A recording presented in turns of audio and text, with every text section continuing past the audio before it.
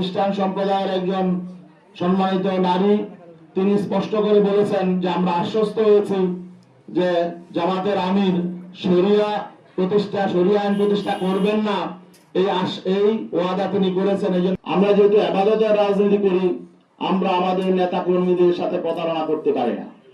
আমরা এদেশের ইসলামপন্থী জনতার আবেগের সাথে আমরা কিছুতেই প্রতারণা করতে পারি না। আপনাদের সামনে ঘোষণা দিতে বাধ্য হচ্ছি যে ইসলামী আন্দোলন বাংলাদেশ আসন্ন ত্রয়োদশ জাতীয় সংসদ নির্বাচনে যে 270টি আসনে মনোনয়নপত্র সাবমিট করেছে, এর মধ্যে আপিলে 2 জন বাতিল হয়েছে, বাকি 268 জন সংসদ সদস্য প্রার্থী এখনো পর্যন্ত মাঠে কাজ করছেন। আমরা তাদেরকে নির্দেশনা দিয়ে দিয়েছি, তারা নির্বাচনে প্রতিদ্বন্দ্বিতা করবেন, একজনও তারা মনোনয়নপত্র প্রত্যাহার করবেন না।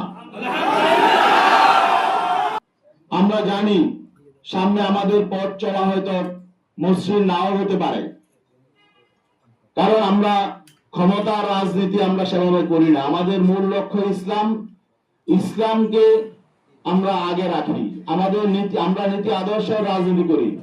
আর এখানে আমরা দেখছি যে নীতি আদর্শের প্রশ্নে, রাজনৈতিক প্রশ্নে, ইনসাফের প্রশ্নে আমরা বৈরিতার শিকার হয়েছি। বাংলাদেশ জামাত ইসলামী একটি বড় শক্তি ছিল, অস্বীকার করার সুযোগ নেই। তাদের শক্তি সামর্থ্য অনেক বেশি, ঠিক আছে, কিন্তু আমরা আদর্শিকভাবে, নৈতিকভাবে আমরা কারো চেয়ে দুর্বল নই। আমরা অবাক বিস্ময়ের সঙ্গে দেখলাম জামাত ইসলামী সম্মানিত আমির জনাব ডাক্তার শফিকুর রহমান, তিনি স্পষ্ট করে বলেছেন যে তারা ক্ষমতায় গেলে প্রচলিত আইন অনুযায়ী রাষ্ট্র পরিচালনা করবেন।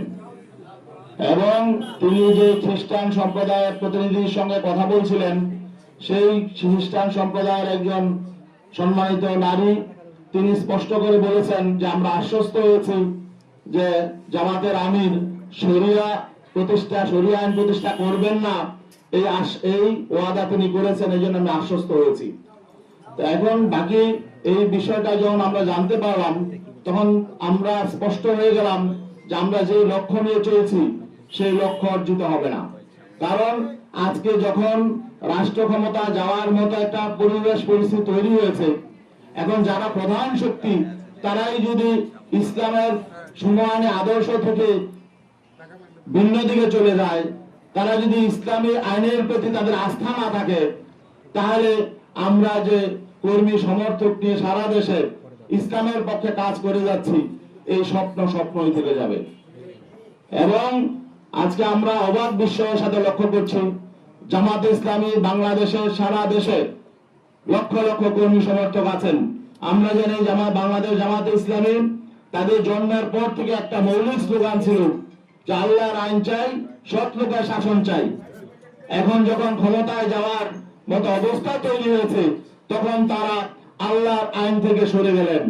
তারা প্রচলিত আইনে রাষ্ট্র পরিচালনা করবেন, এই কথা যখন ঘোষণা করলেন, তখন আমাদের প্রশ্ন জাগে যে সারা বাংলাদেশে এই বাংলাদেশ জামাত ইসলামীর নেতা কর্মীদের এই যে আবেগ অনুভূতি, এই বিষয়টার প্রতি তারা আসলে খেয়াল করে নাই। আমাদের যেটা মনে হয়েছে, তারা ক্ষমতাটাকে একমাত্র মুখ্য মনে করছে।